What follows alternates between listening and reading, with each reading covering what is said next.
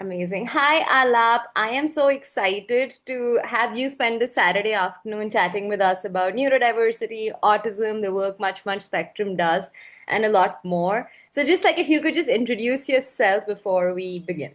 Sure. So my name is Aalap. I run Much Media and Much Spectrum. Much Media is I've been a producer for about 15, 16 years of my life. I started out with MTV and VH1 back in the day. I've I've been a producer on Coke Studio at MTV, MTV Unplugged. I ran the entire indie music division of MTV back in the day. MTV Roots was my show. I programmed it Yeah. every Friday evening, 9:30 to 10. So that music block was mine. So we essentially started out in music production, the works, worked in VH1, did some stuff for Nick, and the entire Viacom sort of ecosystem. After which I moved to Spain for a little bit to study entertainment business and stuff, and then came back. Did a couple of stints in production again here and there. I've been worked as a director. I've worked as a producer. Directed videos for some pretty big music talent, Darshan Rawal, Arman Malik, Raftar, Shankar Ehsaan Loy. I work very closely with all of them to sort of set up their music, their digital presence. Also directed Prajakta Kohli's first music video, I think a second music video as well.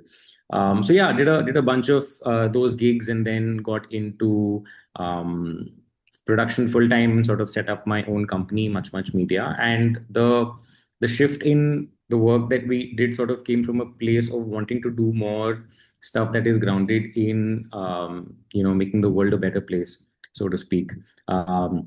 So that's how sort of the foray into Much Media happened, and then I've been running it for about 5 years, 6 years now. We've been very grateful to have some amazing clients, some really good people that we've done some great work for.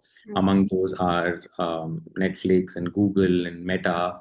We started out with the Meta project actually, Mm. um, and the Gates Foundation, and multiple different nonprofits from India, including Umeed and Yash Charitable Trust, and we worked with a bunch of them. That's that in a snapshot is the work that we do. And with Much Spectrum, the focus is to sort of specifically, tell stories of social impact. Yeah. Which is kind of grounded in neurodiversity and disability and diversity overall, to sort of highlight the diversity that exists in the Yeah. world, in different shapes and sizes and different ways. We're almost a 100K community now, so yeah, that's going pretty well. I think we've managed to make managed to like create quite an impact on the digital front. I think that's pretty much in a gist what we do. That's insane. That's crazy too. I mean, when I was reading your bio, I was just like, oh my God, like where do we begin? So that's amazing. So Alap, like as you know, I'm a writer, I'm an artist, but I also like have been in the field of autism for the last 15 years. And there have been times when, when I push my imagination too much, when I push like hard work too much, like I felt like a panic attack. And like I feel like many of the high schoolers that I worked with who were on the autism spectrum, like sometimes they had reactions and they had like so I've many times thought and like googled, am I neurodiverse, what are the signs of neurodiversity, because I mean I'm like geeky about autism and the arts, but I don't know too much about neurodiversity. I read and I think seen some reels of like you and your partner talking about neurodiversity and like how you were diagnosed, and your journey, navigating all of that. So could you just talk a little bit about neurodiversity, what that means, how it's diagnosed? Uh, Mhm. yeah. So, I mean, right at the outset, I want to clarify that I'm not an expert on neurodiversity. It Right. just so happens that I am a neurodivergent individual and a late discovered one at that. And the idea of Much Spectrum sort of came from wanting to share our own lived experiences, because neurodivergent lived experiences tend to get a little marginalized and tend to sort of not get spoken about as much. And so, therefore, we kind of, we're kind of we kind of become the people whose voices don't get heard a lot, whose opinions don't count, and all of that stuff. So which is why much spectrum happened. But my journey of discovery was actually, so everything that I mentioned is part of what I did. So what invariably gets left out is the periods of low in between, all the work that I sort of did, and all the chaos that I was part of. So as a person who was an undiagnosed autistic back then, I had quite a few sort of meltdowns and breakdowns in the middle of being part of all that chaotic work that I was part of. And those manifested in different ways. Those manifested in ways, where I would just want to detach myself from everything and just, have intense low days in between periods of like, crazy highs. And then, the mental health sort of was always a little bit of a little bit of a challenge, in different ways. Communication. I mean, I've since sort of because I've also been doing a lot of work on myself through therapy and stuff. I've since been able to communicate really well, but back in the day, I couldn't also communicate that well exactly what was happening to me. There was, there's alexithymia, which is it's something in. I mean, I don't want to get into the specifics, but essentially, it basically means not being able to really pin down the emotions that you're feeling, like really being Right. able to give them a name, right? So that happened a lot. And then the lockdown happened, interestingly, during the lockdown, pretty much all of us took a break, Yeah. right? Pretty much all of us were without, I mean, we had work, but we could work from home and it was remote and it was all of that, right? So there was a lot of free time. So I finally decided to sort of check on what this might be. I mean, I was in therapy since 2018, but neurodivergence strangely never came up. It was pretty much just mental health issues and just, dealing with that. So in 2020, around 2020 is when I read up a lot about neurodiversity, and the word neurodiversity actually, it came up during that time. It was through a book called Neurotribes, a fantastic Mm-hmm. book written Yeah. by this amazing author who's sadly no longer alive, but Steve Silberman. Mm. So yeah, the Neurotribes essentially opened up the entire world of neurodiversity to me, and it was kind of like I call it like my Bible, because it was something that really helped me discover myself and my identity, and why certain people are the way they are, and the entire history of that world, right? So that unfolded, and simultaneously I was having conversations with my therapist and with a bunch of other different people, and then someone recommended I go in for a for I go to AFA for an autism diagnosis, and I was Yeah. like, that's absurd. I Yeah. don't think that is what this could be. But then Neurotribes kind of showed me the entire spectrum, and what the different ways in which autism manifests, and the different ways in which it presents, and the fact that it is truly a broad, wide spectrum. So then I did go to AFA, and then the entire diagnosis process was, I think, about 6.5 to 7 months long. It had like 8 to 9 sessions, and they really delved like deep into my past, and Wow. everything I had experienced and stuff. And that's at the end of that those sessions, it was they gave me a diagnosis. Yeah. And yeah, so that was quite revelatory in a sense that I finally figured out the ways that in which I could accommodate myself, and the differences in which I presented and expressed myself and stuff like that. And yeah, it really helped me sort of create an environment around myself where I could uh, hold myself better. I could function better. So now, it's just small ways in which we accommodate ourselves. We take regular breaks, and we work remotely, and we have all of these different ways in which we support ourselves. So yeah, so that's kind of been like the journey, per Can se. I ask you a little bit just to understand like your journey better? Like what led what was the trigger point that you're like, I'm gonna go get tested for neurodiversity? Because I know a lot of creative people, Alap, who have burnouts, who like are like in 4 days of hysteria. There's a big project coming up, and then there's like a complete like crash of energy. So what made you be like, this is not like just a creative burnout, or like like a complete like I've over pushed myself, and like this is something else. So what was like the point of trigger that like made you wonder? One of the things for me Hmm. uh, was that when I was reading Neurotribes, Huh. I identified with a lot of the things that small things that the author says, about how autistic children behave. Autistic children who usually uh, don't get diagnosed for autism early on in their lives. So, sorry.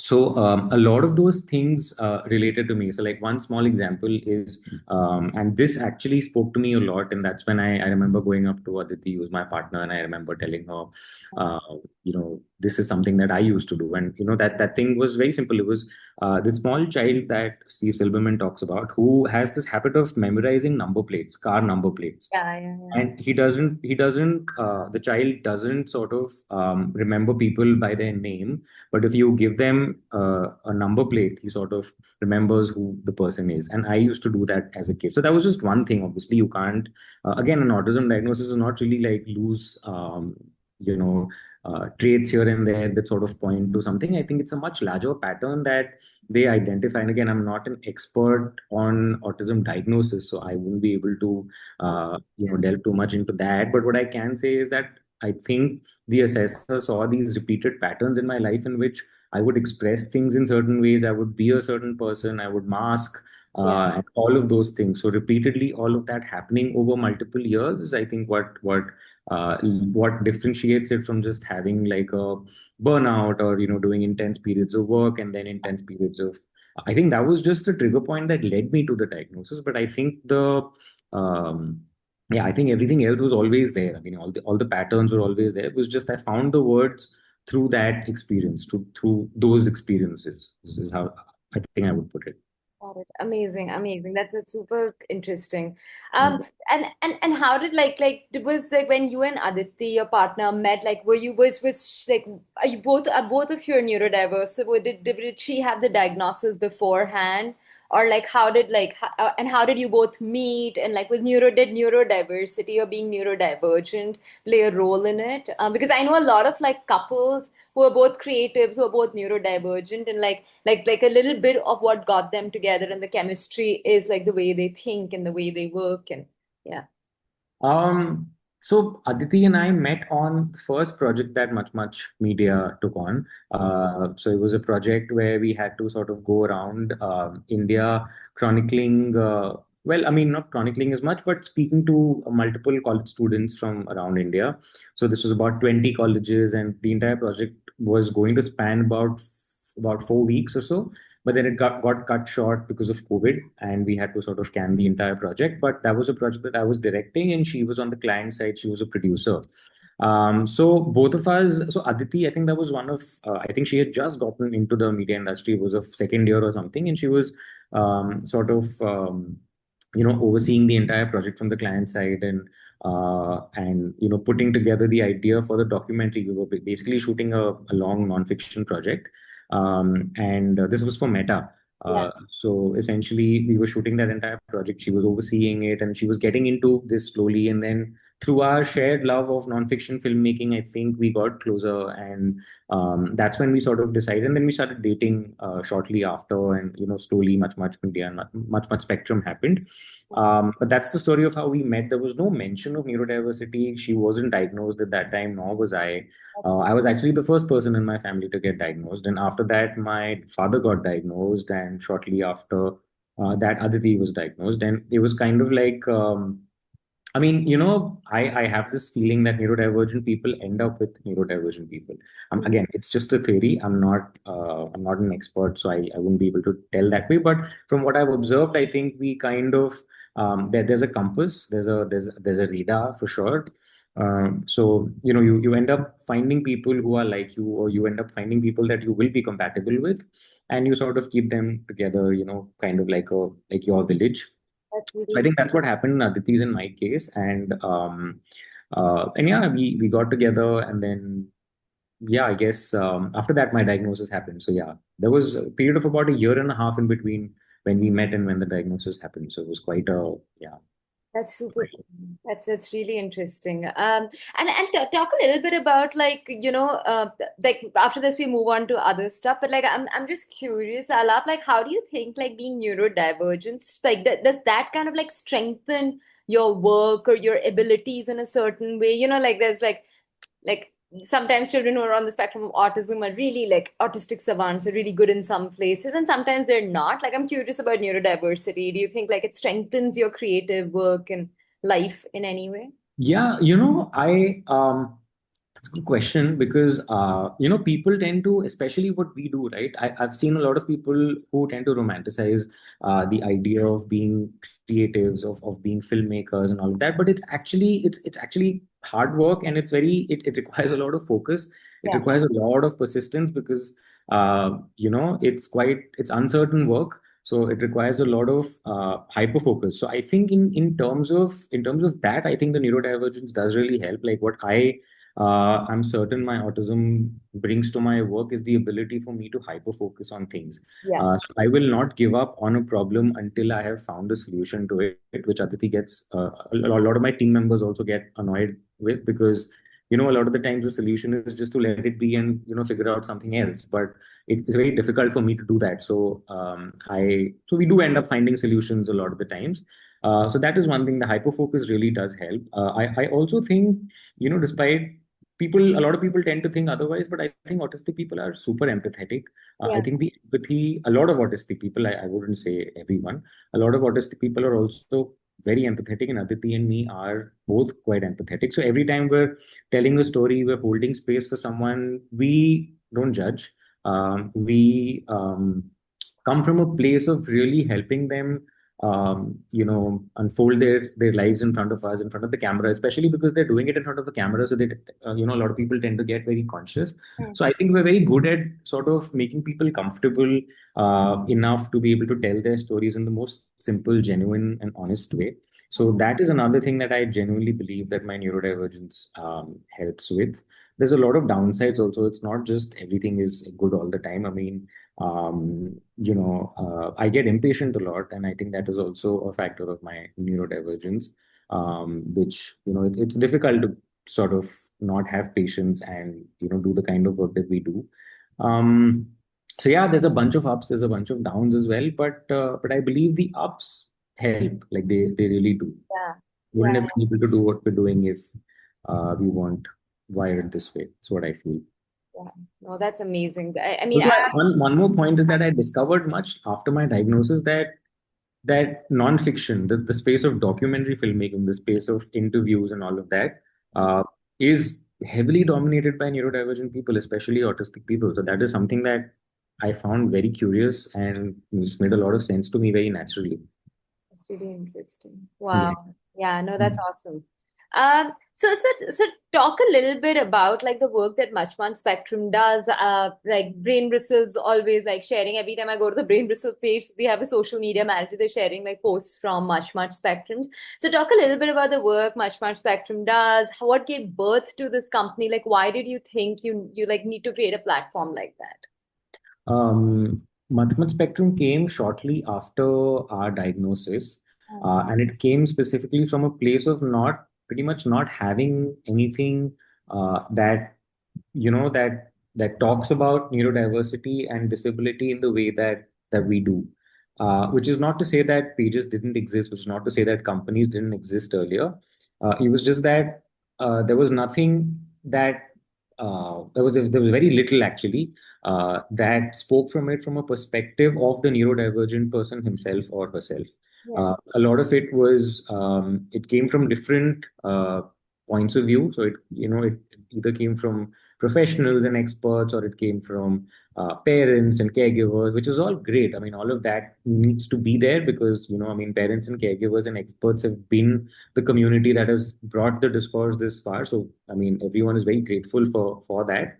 But this was just an added perspective where you told stories through the lens of someone who was neurodivergent. So it came from that perspective. First things first. Um, it was strangely enough. I mean, as soon as we launched, I think we launched sometime in late 2021. I think, and And we launched it, and within about 3 or 4 months, we had people writing into us telling us how much they related to everything that we were putting out.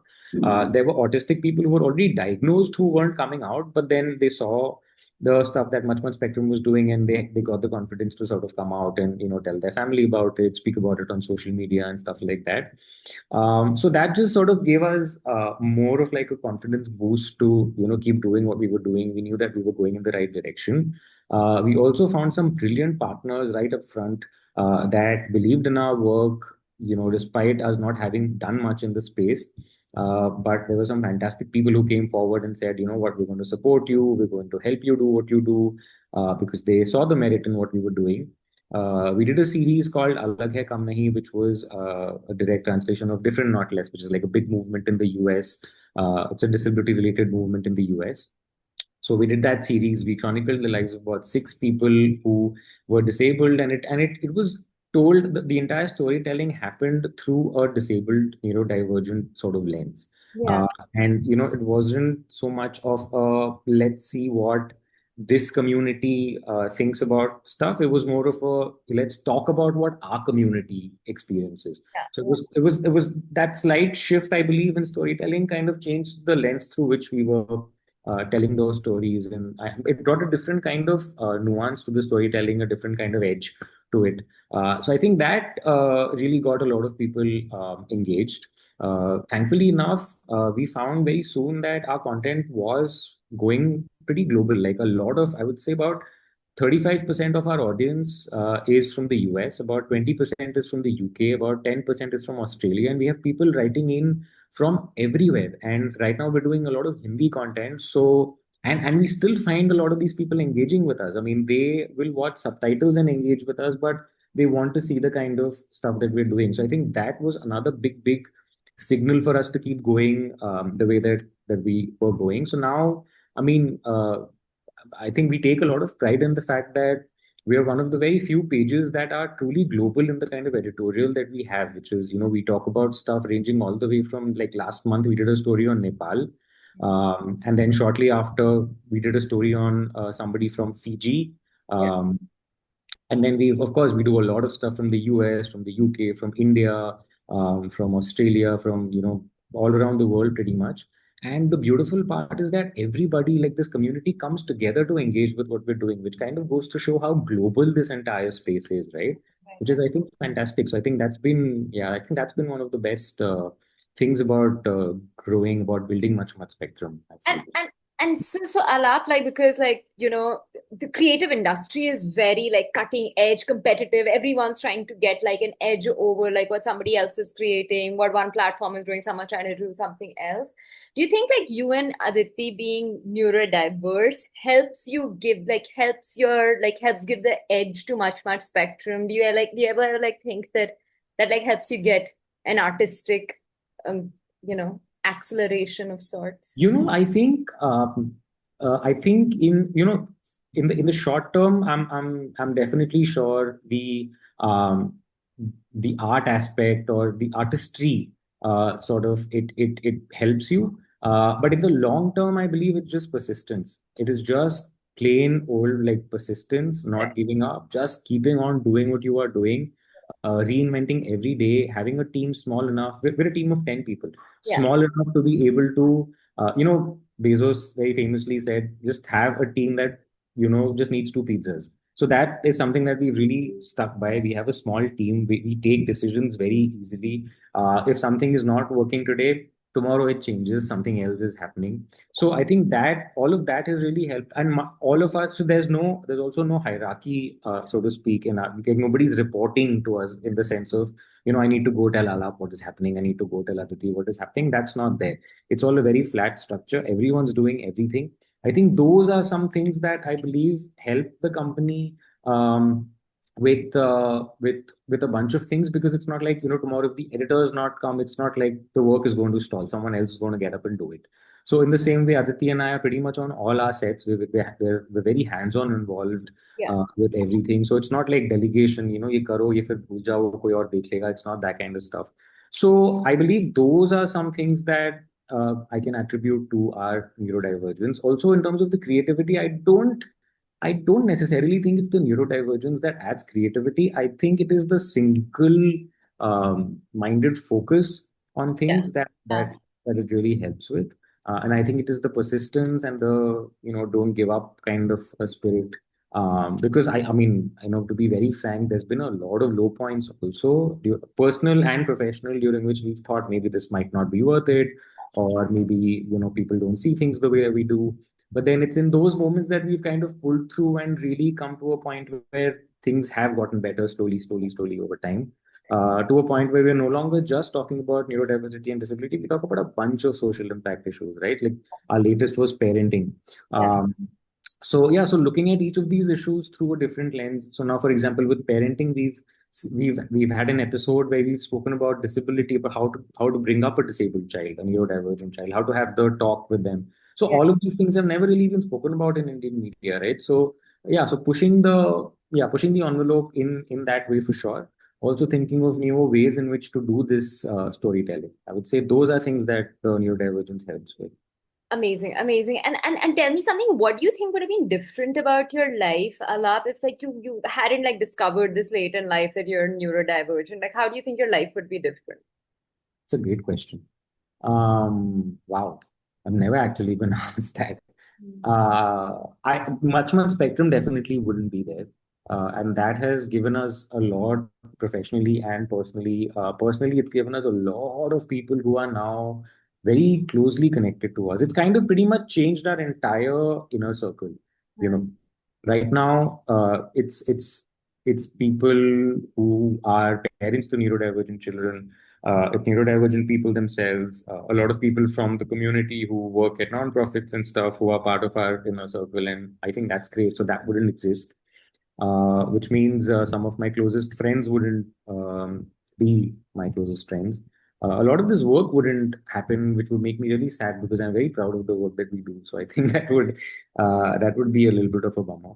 Um, but yeah, overall as a person, I think I would still be you know someone who is mired in anxiety all the time. I still am, but not as much. And now I know the reasons why certain things happen, why my meltdowns happen, why all of that happens. So I'm able to accommodate myself better. I'm able to take short breaks whenever possible and just get out. And of course, I'm simplifying a lot of these things, but yeah, that's largely it. And Yeah, I guess it's also, yeah, my family. The biggest thing, I guess, is my family. My family sees me as you know there were times when my family couldn't understand why I was being the way I was being, etc. So now that has changed for both me and my father. So my family accommodates me in a much more wholesome, holistic kind of a way now. So yeah, I guess those things have changed. And tell me, so, like, because you work with children, I'm curious, like when you look back at your life, like now do certain episodes like your schooling or like growing up or something like your friendships or anything makes sense better now that you have a diagnosis? Yeah, yeah, yeah, yeah. Yeah. So there's there's this thing about incidental friendships in autism and neurodiversity. In fact, Dr. Nidhi Singhal mentions it on this episode, on the last episode of our show. Also, she talks about how neurodivergent people have, especially autistic people, have a lot of trouble making and keeping friends. Hmm. So I think that started to make a lot of sense for me about why that was so difficult. So the reason I mentioned incidental friendships is because that is a trait in autism, which is autistic people uh, have difficulty in making friends, and whenever they do make friends, it's only for that particular time period. Or so, for example, if I'm in college, I'll have a bunch of college friends, and then when I move out of college, those friendships will sort of go away. So that is something that I discovered after my autism diagnosis. That started to make a lot of sense when I looked back. Multiple other things, sounds, smells. I'm very smell sensitive. I used to be even way more smell sensitive than I am right now. Like small smells that trigger me would just make me throw up, and that's happened a lot in school. So all of that sort of fell into place. So yeah, there's actually a bunch of stuff which, I mean, I don't think I can mention all in this interview, That's but awesome. yeah, that all of that really like made sense. That's awesome. Okay, so I know like we're at time, but like, and I know like you've got like the one day to yourself, and that also we kind of hijacked from you. But Alap, I'm curious, our work, Alap with Brain Bristle, is to do the best we can for children on the autism spectrum in low income schools. Some of them are just like super talented, super Mhm. bright, like they just know facts and things that like we're bowled over by. What would be some advice from you, somebody who's like work with some of the biggest creative companies, media campaigns, like done all of that. Our work is very like focused and myopic in our structure. What would be some advice you'd want to give to our team that works across Mumbai's low income schools with, children who are neurodiverse and on the spectrum? Firstly, I really want to congratulate you on choosing to work with the low income bracket, because I think that is one bracket that really gets left out of most conversations, Oh, right? And it's at an intersection where it's very easy to, I mean, it does happen, right? Like lower income people do get ignored. Their experiences don't get included in discourse and editorial and stuff like that. So I think it's amazing that you are choosing to very consciously include that group and work with them. um, I you mean, know, actually, like, sorry to interrupt, but like that's actually like the masses of India. yeah, 70% of our absolutely. children are there. So I mean, it's just like we're working with the masses, Yeah, basically. yeah. Yeah, That's brilliant, because a lot of the times I think they tend to, I mean, that's the irony, right? They are the masses, but then they tend to get excluded the correct, most. correct. So I think what, so I'm not an expert, so I wouldn't be able to tell you from a very scientific perspective or from a social perspective, so to speak. But I think what I can definitely tell you is what helped me is there is immense power in storytelling. I think for someone to be able to, so what happens is, and again this is something that Nidhi brought up in the episode, is that neurodivergent people are told from the beginning of their lives, or they're made to feel rather, that they are different from everyone else, right? And that difference is something that might not be welcome in society. So Hmm. they grow up very conscious of that fact, even if they might not be able to speak about it in you know speak about it in the way that we do, in the way that we're able to talk about it. Like a lot of them might not be able to do it. So growing up with um, that mindset, growing up with that idea that you are different in a way that is not welcome or that's not acceptable to society, it really brings down your confidence. It affects you on multiple levels in multiple different ways, and that weighs heavily on you even in your later years, where you are not able to figure out why people behave the way they do around you, why you are not welcome in certain groups, why you are very categorically excluded from certain other groups, why you always stand at the back of every room and just look upon whoever is talking. So these are the different ways in which your life pans out. And if you are not given that agency to be able to accept who you are by telling your story, right, it becomes very difficult to have a wholesome life later on in your later years, right? So I strongly believe that me being able to tell my own story in the way that I did and the way that I am doing right now, me being able to hold space for other people and tell their stories and come together as a community, as a group, to talk about the fact that we are different, but being different is not bad, and everyone should learn to accept differences. I think that agency is something that really transforms lives. And if it, with this community, the community that we work with, that we're part of, which is the late diagnosed community, we've spent what, 25, 30, 35. I got diagnosed at 32, Hmm. and I'm now 30. I'm going to be 37 in a week. So basically, if this community had been diagnosed much earlier in their lives, our lives would probably be different, right? We wouldn't have spent about 30, 35 years kind of not knowing why we go through certain things and stuff like that. So the power of early diagnosis, the power of early agency, all of these things are supremely effective. I think they're very powerful. I think agency needs to be handed over early, and I think that can happen brilliantly through storytelling. I'm a big advocate of storytelling in general, any kind of storytelling. Give them cameras, let them shoot what they want to. Give them pens and papers, let them write what they want to. Let them draw what they want to. Let them talk about how they are different and accept it, and make other children around them accept it. I think that could be one way in which. And the best part about storytelling is it's very democratic. Like it doesn't have any class. Of course, the medium might, like, you might have access to cameras if you are in a higher income bracket, But otherwise, I mean, you can tell stories through paintings. You can tell which I can see behind you. I'm Yeah, sure. yeah, yeah, yeah. So you do all of that. So I Mm. think storytelling is something that is very transformative, Cool. personally. So I think, yeah, I think that would be a nice direction to explore. No, that's such a good idea, because we're always thinking of how do we bring our children's voices out in the best, most authentic way without like, making them like poster children of autism.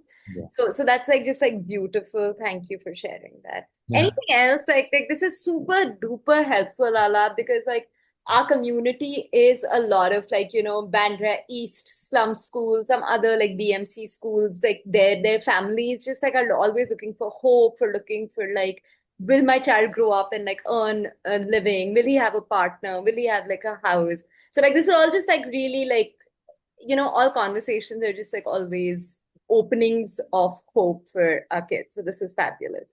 Yeah. Anything else that you'd want to share before we close out? Um, and I mean, related to storytelling, something that I think I mean, could work really well is doing stuff in like doing stories in Hindi. Huh. Because I think a lot of us in this community speak English, and that tends to alienate this the masses that you were talking about, right? Yeah. Sort of tends to alienate them, and they start thinking about neurodiversity and disability as more of a Western concept, as things that don't happen in India, and that this is something that they don't relate to so easily, the way that we do and stuff like that. So I think, I mean, we've also just very recently realized the true power there is in in doing stuff in regional languages. So I think Hindi is one language that really like it captures the masses. It really speaks to them in a way that they can relate to. So I think if you're doing stories, then doing it in Hindi, I think would make your work far more effective. I think that would really take it to all of India. And yeah, I guess I'm very bad at advice. I normally don't do advice that much because because yeah, it's just not something I do. But yeah, otherwise I think it's yeah, I think just bringing more and more neurodivergent people of different kinds, right? Like you mentioned, high functioning, low functioning.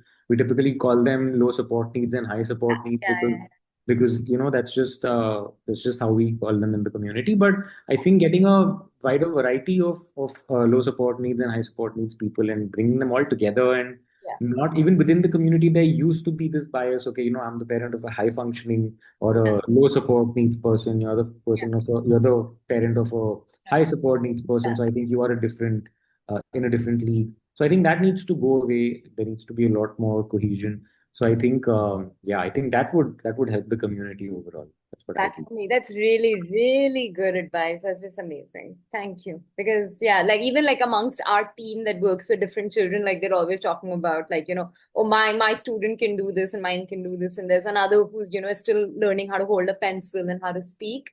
So yeah, that's awesome. Also, we're also evaluating children by what they can do by their ability, right? Correct, correct. Which again, Nidhi, I keep going back to that because Nidhi has spoken so brilliantly in that episode.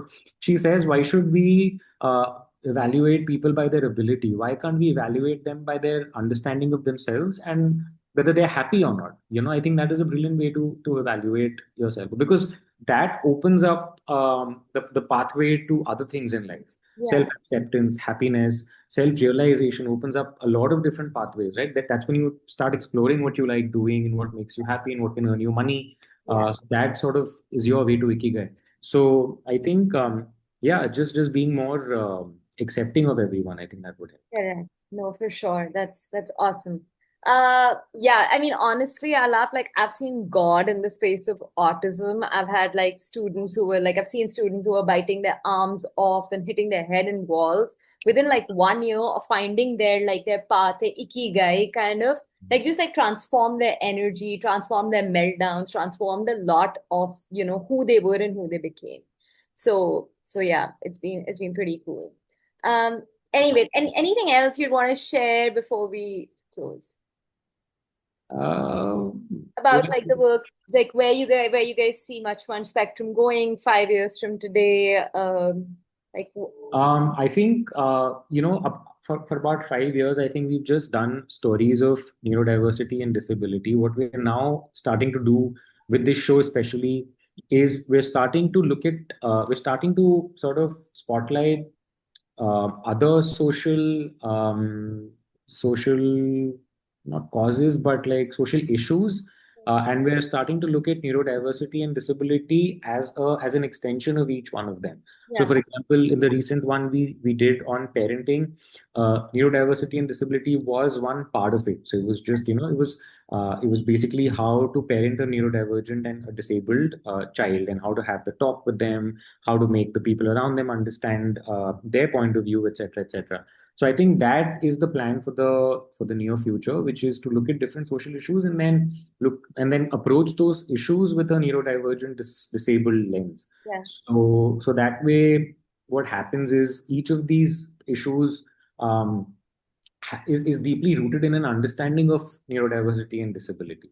So I think Mm-hmm. that also really helps making the larger janta understand how we see things, how we do things, and all of that. Mm-hmm. Yeah, and apart from that, just more collaborations, more work with like-minded people. I think that is the way forward for us.